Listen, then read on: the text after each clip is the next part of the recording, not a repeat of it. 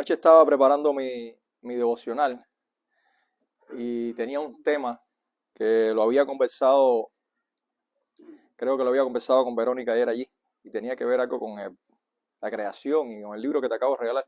Pero entonces mi esposa viene y eh, me trae un tema hablándome de una pareja de amigos de nosotros que está enfrentando una situación matrimonial difícil.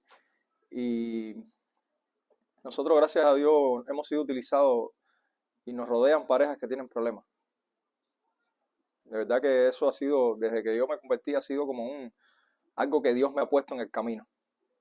Toda la semana, prácticamente casi todos los días uno tiene un problema de una pareja que te rodea, alguien que, tanto cristiano como no cristiano. Entonces ella viene a conversarme y siempre hablamos de cómo podemos ayudar a esta gente y cómo podemos hacer esto y cómo podemos hacer lo otro. Y a mí me viene rápidamente una frase que está en Malaquías, que dice, la palabra que usa creo la Reina Valera es aborrece. Dice, Dios aborrece el divorcio. La palabra aborrecer se traduce como odio. Imagínense, que Dios odie algo. Que Dios odie algo es algo preocupante. Y entonces, lo que me retumbó de repente en la mente fue, ¿será que nuestra iglesia conoce el por qué Dios odia el divorcio? ¿Por qué específicamente Él utiliza? Hay varias cosas en la Biblia que dice que es abominación a Jehová. Y ahí está en Malaquías específicamente esto, que Dios odia. Si la iglesia sabrá por qué Dios odia el divorcio, por qué Dios aborrece la separación del matrimonio. Y la idea me llevó a Efesios. Jimmy había hecho una reflexión de la armadura de Dios en Efesios 6, pero en Efesios 5, específicamente el versículo 22, Pablo empieza a hablar de algunas funciones que tiene que cumplir uno en su familia. Empieza del matrimonio, empieza después de los hijos y sigue hasta por los esclavos, que incluye los empleados y todas esas cosas. Pero ahí en el versículo 22, voy a leer la palabra de Dios en Efesios 5, versículo 22, y la voy a leer completa porque para poder entender lo que brevemente quisiera explicarles en estos breves minutos. Dice la palabra de Dios allí en Efesios, dice, las mujeres, esta frase mucha gente no le gusta, sobre todo las mujeres feministas hoy en día, y lo traigo a cotación es porque el feminismo está acabando con el mundo, al igual que el machismo. Dice, las mujeres estén sometidas a sus propios maridos como al Señor, porque el marido es cabeza de la mujer, así como Cristo es cabeza de la iglesia, siendo él mismo el Salvador del cuerpo. Pero así como la iglesia está sujeta a Cristo, también las mujeres deben estarlo a sus maridos en todos. Maridos, amad a vuestras mujeres así como Cristo amó a la iglesia y se dio a sí mismo por ella, para santificarla, habiéndola purificado por el lavamiento del agua, con la palabra, a fin de presentársela a sí mismo una iglesia en toda su gloria, sin que tenga manchas ni arruga ni cosas semejantes, sino que fuera santa e inmaculada. Así también deben amar los maridos a sus mujeres, como a sus propios cuerpos. El que ama a su mujer a sí mismo se ama, porque nadie aborreció jamás su propio cuerpo, sino que lo sustenta y lo cuida, así como también a Cristo a la iglesia, porque somos miembros de su cuerpo. Por esto, el hombre dejará a su padre y a su madre y se unirá a su mujer, y los dos serán una sola carne. Grande es este misterio, pero hablo con referencia a Cristo y a la iglesia. En todo caso, cada uno de vosotros ame también a su mujer como a sí mismo, y que la mujer respete a su marido. Aprendimos los sábados anteriores cuando Gustavo vino a darnos el tema de la cosmovisión, de que estamos en medio de una batalla cultural, que tú te pares en medio de hoy y digas, esposas, sométanse a sus maridos, eso es una ofensa en el mundo, pero la gente no interpreta el pasaje. ¿Y por qué lo traigo a cotación hoy empezando diciembre? Diciembre es un mes de reunión familiar. Recordamos el nacimiento de Cristo, que es lo más importante que podemos celebrar en esta fecha, pero en la sociedad es un mes de reunión familiar. Ahora, ¿qué pasa cuando el matrimonio se rompe? ¿Qué pasa en diciembre cuando el matrimonio se rompe? Ya los hijos no van a reunirse en una misma casa. O este año me toca con papá o me toca con mamá. Incluso cuando son grandes ya no es igual. No, yo ya un ejemplo, hace 3 años no me reúno con la familia de mi papá, porque mi papá se divorció de mi mamá. O hace 3 años no me reúno con la familia de mi mamá, porque me reuní con la de mi papá, o cosas así. Y es una de las cosas que yo veo que está siendo más atacado, lo hemos hablado mucho. De hecho, si ustedes van a Génesis, Satanás apareció a fastidiarle la vida al hombre cuando apareció ¿quién? La mujer. No sabemos el tiempo que Adán estuvo solo, pero él no estuvo molestando por ahí por ese momento, temporalmente, hasta que apareció la célula fundamental de la sociedad, el matrimonio. Como hemos aprendido, no la familia, el matrimonio, la célula fundamental de la sociedad. Y esto es una de las cosas por las que yo entendí que Dios odia el divorcio. Primero, Dios odia la separación del matrimonio porque ese fue su diseño y todo lo que vaya en contra de su diseño, Dios lo aborrece.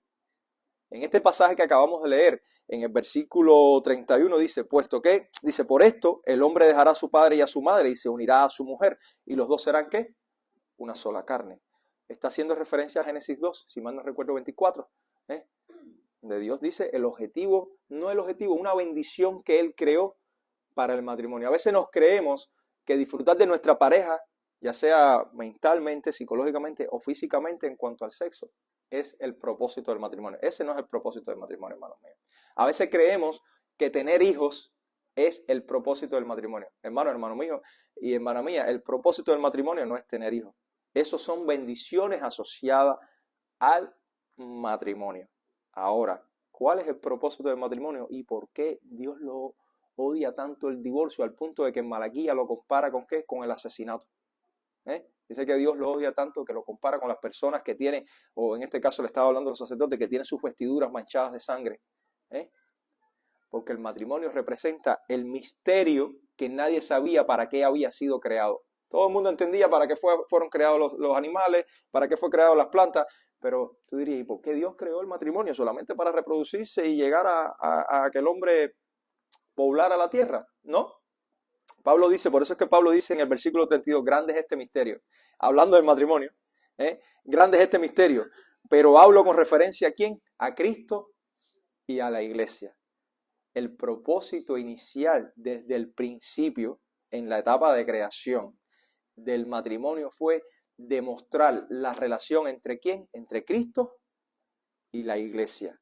Por tanto, si tú te enfrascas, y sería bueno, no están los muchachos acá que se van a casar, no, pero si tú te enfrascas en el matrimonio, entiende que lo que tú vas a hacer es cumplir con un propósito que Dios te dio en tu vida, que es representar en tu pareja lo que Cristo hizo con la iglesia y cómo la iglesia tiene que someterse a Cristo.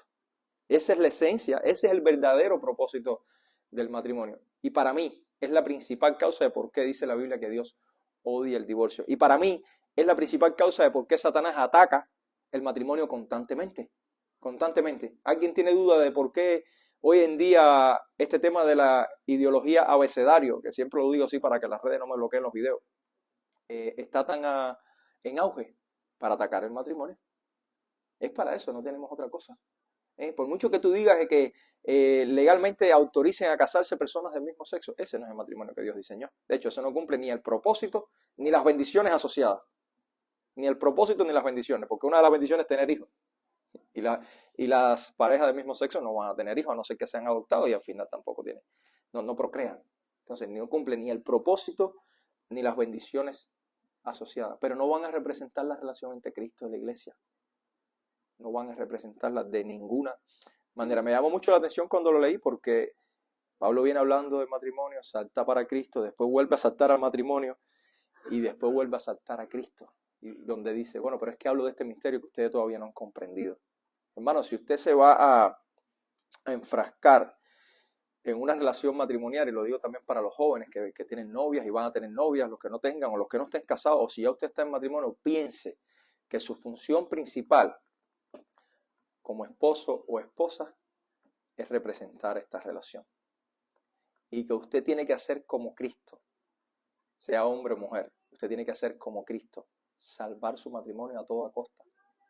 Entendemos que la Biblia nos enseña que hay circunstancias específicas en que esto puede ser tomado en cuenta. El divorcio puede ser tomado en cuenta. Nadie tiene que vivir toda la vida en violencia, nadie tiene que vivir toda la vida soportando el adulterio, pero la mayoría de las veces la gente se separa no es por estas cosas.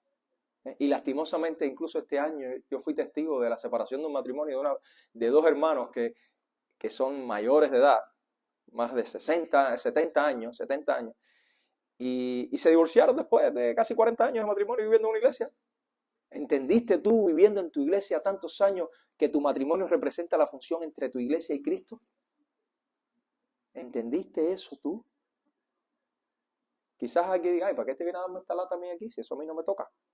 Quizás no te toque hoy, pero te toca mañana.